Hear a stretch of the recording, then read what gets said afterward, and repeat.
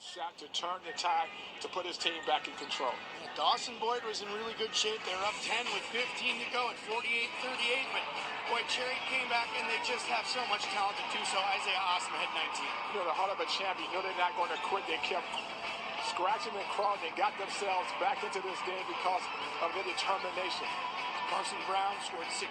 You'll see Noah Sundquist, kind of the spark plug of the team. He scored 21 as Cherry actually took the lead with 10 minutes left. No doubt about it. You know, they came back, they fought hard, they got themselves into a position to win this game coming down the stretch, but the Blackjacks just played a perfect game over the last 8 minutes. Right after Cherry's 17 through run puts them in the lead, Dawson Boyd answered with a 17-2 of their own. Drew Yelman, such a good game. Grayson Boyd, just firepower. You know, Chris, this team moved the basketball very well. They sought out the open man. Great awareness, good footwork by the big guy down low, going to his left hand with his back to the basket. He was unstoppable today. Gunnar Liebel, the big part of the run that put it away, that 17-2 run that gave them the lead on the fast break, and they were feeling it, and he was right. They went to the bench there thinking they had it, and they did. Dawson Boyd wins it 81-74. The tournament stats brought to you by Raising Cane's Chicken Fingers, freshly made and constantly craved. You know, when you shoot 59% from the field, it's going to give you a great chance to win. Cherry may be back. They've come up those stairs before, and they may do it again. They will bring a lot of players back. Noah Osama will return. Isaiah Osama will return. They have state tournament experience and that championship from last year that can never be taken away. However, Dawson Boyd now has a championship that can never be taken away. Grayson Boyd, Gunnar Liebel, Drew Yumlin, Coach Corey Larson, they earned it. Cherry made them play their best, and they did when it counted. You know, a balanced attack coming down the stretch. You can't rely on just one guy to win a state championship. You need 3 or 4 guys to come to the party, and the Blackjacks found those 3 or 4 guys to close the deal out. You said 3 or 4. I didn't mention Carson Stratmone. You saw him there, number 3, hitting that 3. Had 4 threes in the second half that helped Dawson Boyd surge to that first state championship. Congratulations to the Blackjacks. 30-3. They are champions. Coming up next, the 3A championship game between Mankato East and Alexandria. We're going to have another first-time champ this year, right here on 45 TV.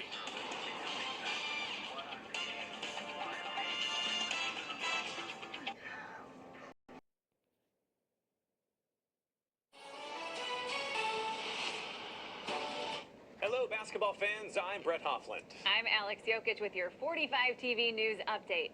Here's what's making headlines around Minnesota. The Metro Transit Gold Line is up and running. It's a new bus rapid transit route connecting Woodbury to St. Paul, and the first in Minnesota to run primarily in bus-only lanes. In fact, they built a whole new lane next to I-94 for this.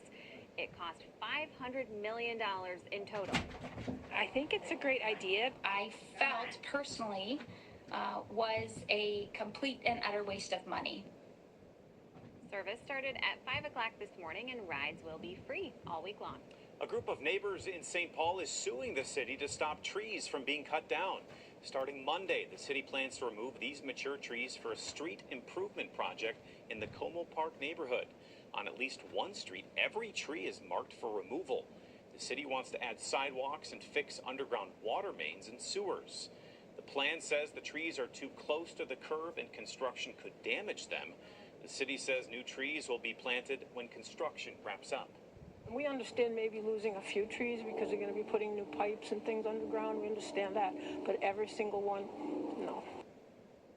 In the lawsuit filed Thursday, the group claims the city has not proven that there is no feasible and prudent alternative to cutting down the trees and is therefore violating state law. We have reached out to the city of St. Paul, but they declined to comment. One Minnesota veteran is getting rewarded after years of giving back to his country, one hat at a time. Dick Ellis of Lake Elmo has knitted more than 200 hats that have been donated to veteran organizations across the country. Now, the Stillwater Elks Lodge is giving him a $300 donation today to make more of them.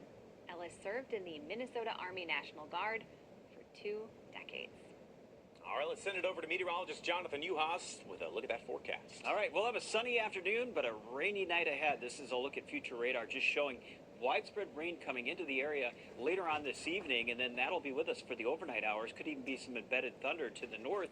They'll have freezing rain and snow up toward the Duluth area. But here we wake up to morning drizzle and just some light rain, and then we'll see the rain pick up in intensity again tomorrow in the early afternoon hours, and then that'll mix with a little bit of snow late in the day, and nothing that's going to accumulate in the Twin Cities, but there will be snow accumulations for northern sections of Minnesota going into Sunday, especially up in the northeastern portion of the state. But for the Twin Cities, we're going to see plenty of sunshine during the daylight hours today. Temperatures across the southern portion of the state will be in the mid to upper 40s. Colder up in northeastern Minnesota, and again, we'll have that area of rain working its way in from the west, and that'll be here by this evening. We'll see a high today about 48 degrees. Winds will be out of the southeast, 5 to 15 miles per hour. Then tonight, it'll get breezy. Southeast winds pick up at 10 to 20 miles per hour. Cloudy skies will have drizzle, light rain, could be a few rumbles of thunder. That starts up after about 9 o'clock and continues into the overnight hours. The low around 40. And then tomorrow, we'll see a high at 46, but it's going to be windy and colder in the afternoon with gusty winds. Nice day on Monday, and going out to the upcoming outlook here, we're going to see warmer temperatures, especially by Thursday. We're up to 60, and then a chance for some thunderstorms with warmer temperatures there on Friday as well. But if you need a dry day this weekend, today is it, because tomorrow gets pretty wet. Okay, sounds good, John. Thank you. And hey, there's more fun coming up at the Boys State Basketball Tournament. Our coverage of the championship games continues at 1 when Mankato East faces off against Alexandria for the Class 3A championship. At 5, AA takes the court with Albany versus Waseca. And then wrapping up our coverage for the day, Cretin-Derham Hall takes on Wayzata in Class 4A at 8 o'clock. And you can watch every game here on 45 TV or stream the games for free on prep45.com or, of course, your KSTP app. And remember, during the week, you can get your morning news, weather, and traffic on 45 TV from 7 to 9 a.m. and then again at noon. And then join us again at 9 p.m. 7 days a week for your news, sports, and weather. Enjoy the basketball. Thanks for watching. At Invergrove.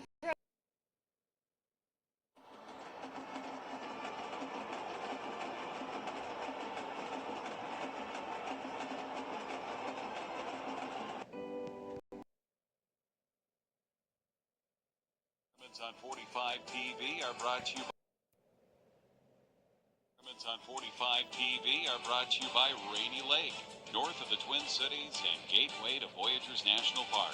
Plan your trip at rainylake.org.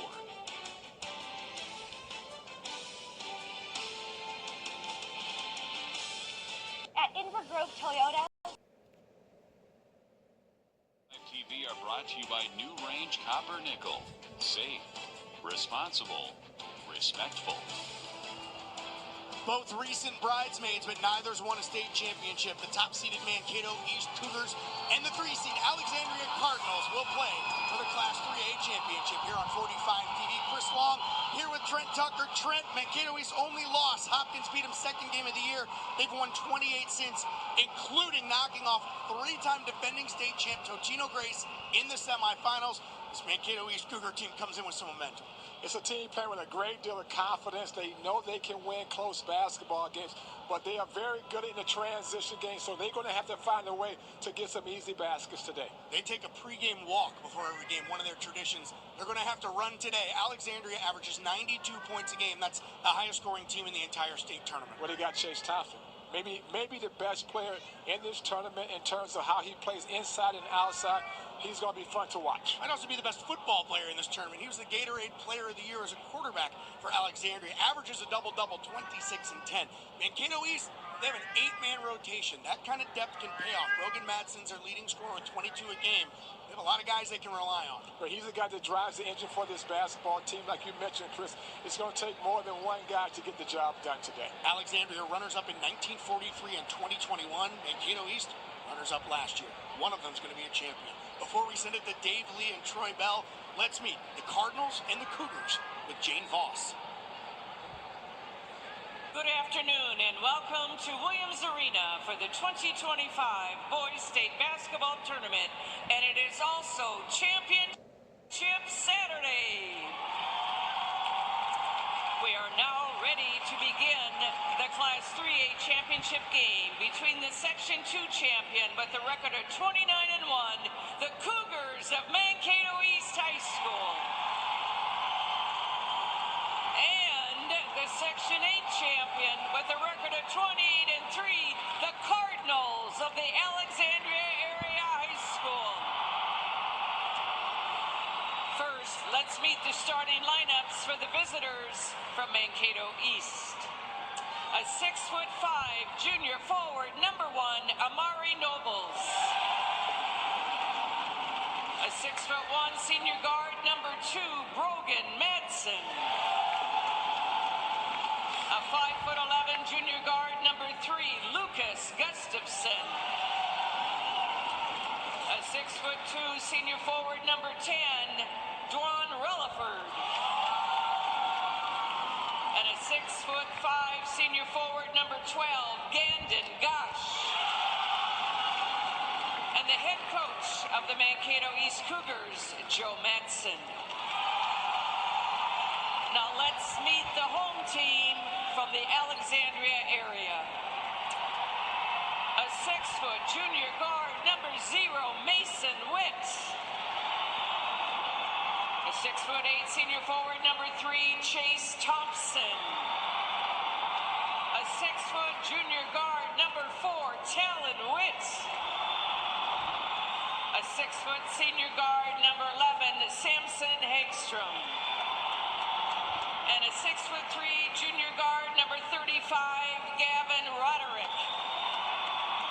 The head coach of the Alexandria Area Cardinals, Forrest Witt. The officials for this 3A championship game are umpire Wesley Hill, referee Kevin Britt, and umpire Mark Ricker. Okay, Cougars and Cardinals, let's play basketball!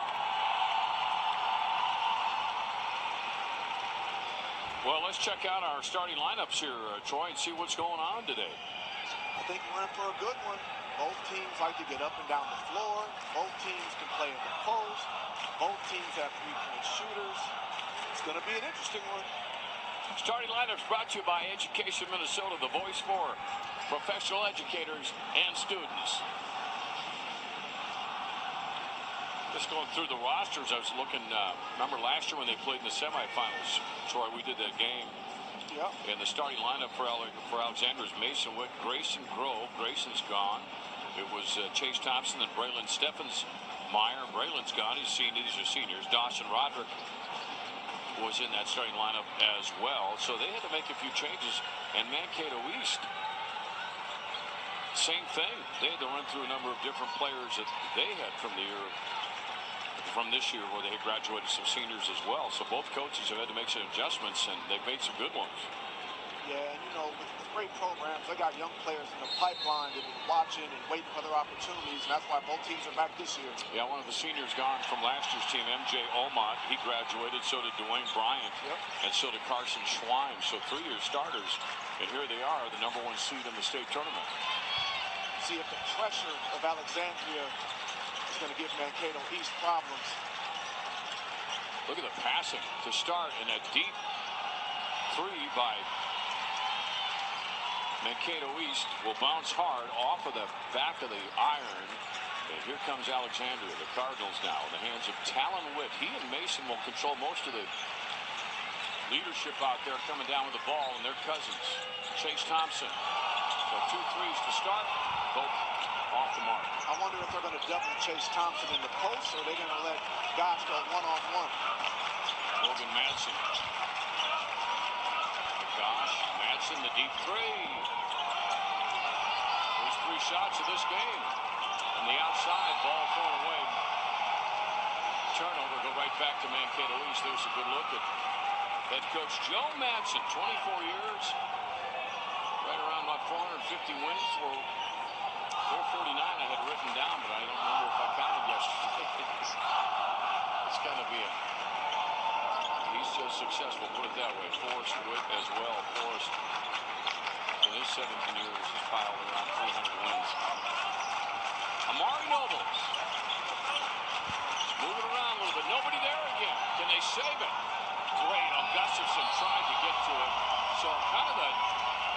jitters here early on. There's Forrest Witt. Yeah, both teams have some nerves. I'm sure they'll calm that down in no time. Madsen will come down and provide a little bit of defense. Not too much. He'll slack off and back up. Talon Witt will bring it up. 24 games in a row. That's what Alexandria is coming into this game with. Victories. And now, Witt, three-pointer. We saw him light it up yesterday out there. That's Mason Witt. He's picking up. He's picking up where he left off from the three-point line. That could be dangerous for Mankato East.